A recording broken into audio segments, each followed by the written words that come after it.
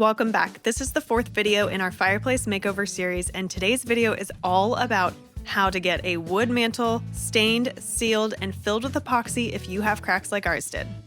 If you're new here, hi. My name is Kristen, and I am the Broken Masterpiece. We started out with furniture flips, but these days you'll find a lot more home DIY projects and Amazon must-haves on this channel, so let's get to it.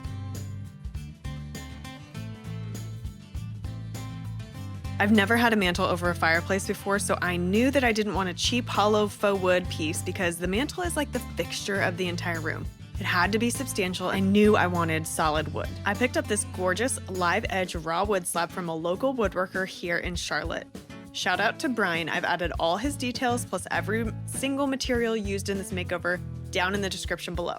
Now, mantles are expensive, but buying this raw slab was a great compromise because it saved me a couple $100 buying it raw than buying it finished. This one in particular, because of just the beautiful wood grain and live edge, it was $500, but I got to customize the finish myself.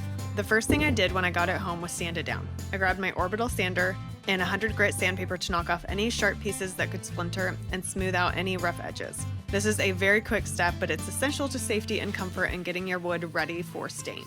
Next, we actually installed it temporarily. I needed it in a place so I knew exactly where to lay the brick veneer around it. My husband helped install the heavy-duty floating rod right into the horizontal stud behind the drywall. Part of that $500 purchase was paying Bryan to drill in the back of it and make sure that the rod was in place so that it would just be really easy installation. Most places that you can buy mantles from will come with the floating shelf hanger, and you just drill that right into the wall. It's very easy.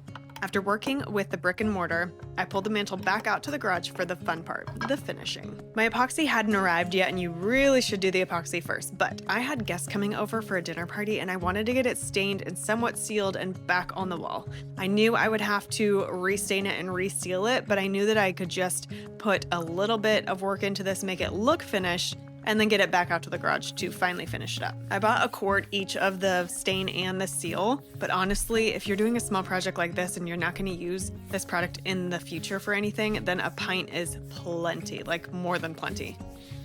I used some old zebra brushes that I was okay tossing after this. The color is Dark Walnut by Minwax, one of my all-time favorites. I love Dark Walnut.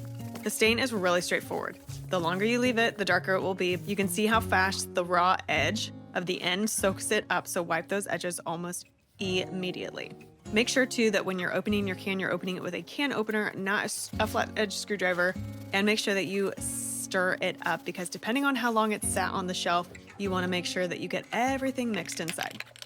I gave it a quick coat of Helmsman Spar Urethane. I use this specific product on any wood piece that are located in my home, including my screened-in porch furniture, because it offers UV protection. When it says Spar Urethane instead of just polyurethane, it has that UV protection in it. It helps prevent the wood from getting damaged by the sun, warping, peeling, or expanding over time.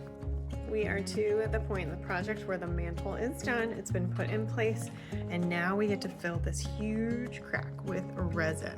So I got Let's Resin, black epoxy resin, and then the mixer that goes with it. This has been known to be like super onyx black, not transparent, and that's what I wanted to go through this crack. The crack goes all the way down, and I just want to make sure that this is completely structurally safe and isn't going to continue. So I'm going to put resin tape on this side and the other side to prevent any from going through. I don't think it's going to come through the bottom, but if it does, I will be ready to watch it. So we're going to mix it up and pour it in.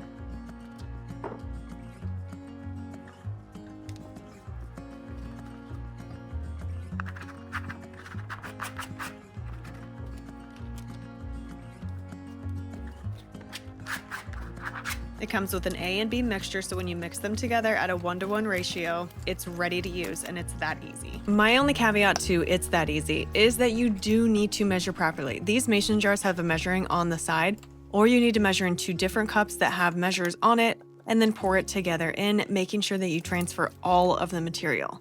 You are going to want to stir this for approximately 3 to 5 minutes, whatever the instructions say, and then I actually have learned this from previous resins. I pour my jar into another cup to make sure it's completely mixed because sometimes you miss it on the sides. And if you have anything that is not mixed up, your resin will not harden and it will be gummy and gross. And I have made that mistake plenty of times. So I poured it into a new glass, give it another minute or two of stirring, and then I am ready to get it in that dropper and put it in its place. I grabbed some old medicine droppers to try and be more precise and a syringe that I had in my medicine cabinet, but here's a broken masterpiece moment. My resin tape failed me. It did not hold well and it leaked. I was so excited about it. The biggest crack was deep and I probably should have filled it in with 2 or 3 layers to ease the pressure on the tape, but I tried to just go like full send and it ended up biting me in the butt. I kept holding my hand over the resin trying to hold it in.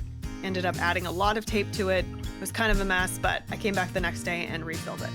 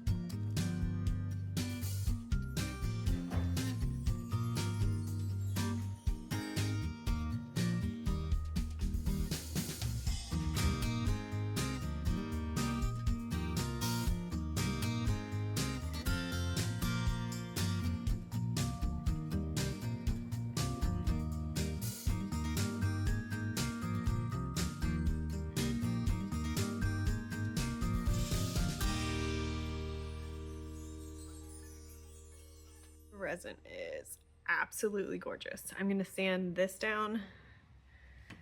I went a little above it over here just so I could sand it and make sure it's completely covered. Oh my gosh, it looks so good. In the end, I filled the cracks a little higher than needed to account for shrinkage. Once cured, I used my 120 grit orbital sander to sand the epoxy flush with the wood surface. Quick warning, if you sand more in one spot than another, the stain will go on darker or lighter in some areas. So use caution or you'll have to even it out like I did. And again, just a reminder, you can find all these supplies and materials that I use in the description below or in the shopping tab on YouTube. It's that easy. And it helps support my channel, so thank you so much for using my links. This is a mineral spirits wipe and it's wiping down the wood, making sure that I get off all the excess dust and particles so that it's ready to receive stain.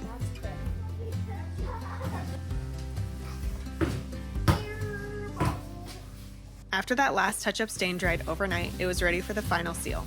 I applied 2 coats of my seal, making sure that you allow full dry time in between. It always has instructions on the can and every product is different, so make sure that you follow instructions. After that second coat, I sanded really lightly with 220 grit, or you can use 320. Either way, you want to get that surface so smooth before you apply your final coat.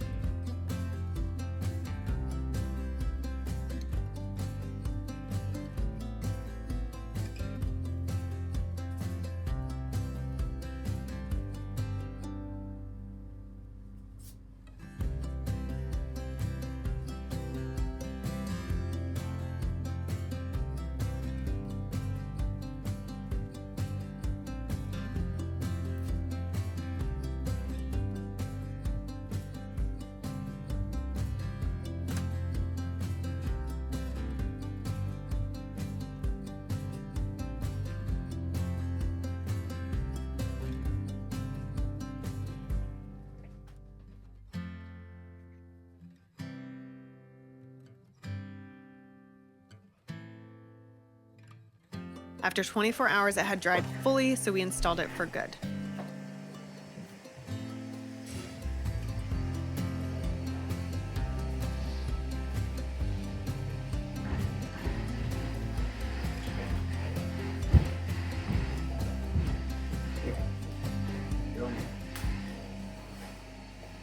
Look how absolutely beautiful this turned out and how it ties the whole room together.